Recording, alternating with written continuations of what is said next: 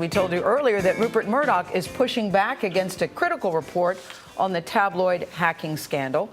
A parliamentary committee was very blunt yesterday when they said that Murdoch is, quote, not fit to run an international company. Rupert Murdoch calls the report unjustified and highly partisan. We take a closer look now with John Burns, London bureau chief of the New York Times. John Burns, good morning.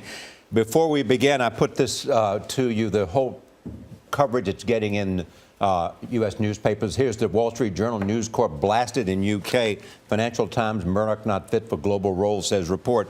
New York Times, again above the fold, panel in hacking case finds Murdoch unfit as news titan. You said in your lead this morning it has convulsed Britain's political and media worlds and threatened a core asset of Mr. Murdoch's News Corp.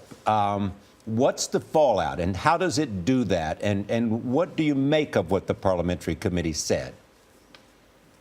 Well, we're in a very very convulsed situation here.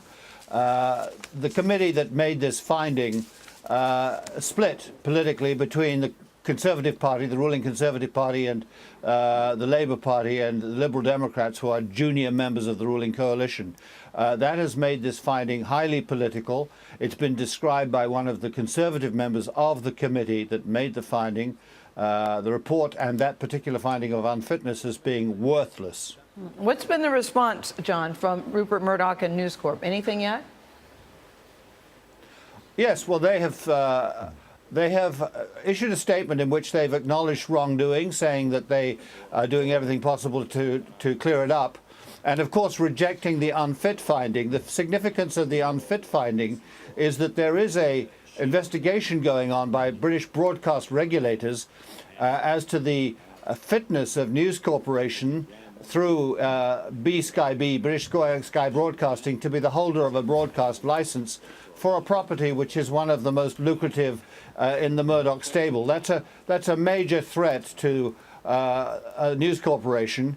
But the fact that this report has been so political, so divided as between the parties, suggests that its effect, if not worthless, as this Conservative member of Parliament suggested, will at least be blunted. It's obvious to point out, John, as you know, that the partisanship had to do with calling Mr. Murdoch unfit and James Murdoch. There was an agreement among the committee in terms of the lower executives and what they had done.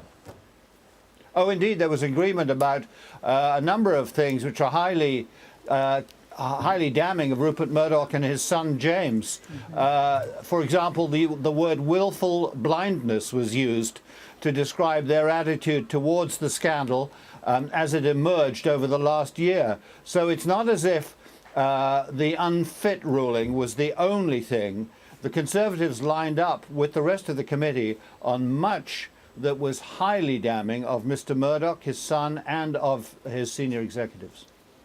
John Burns, thank you very much. Pleasure.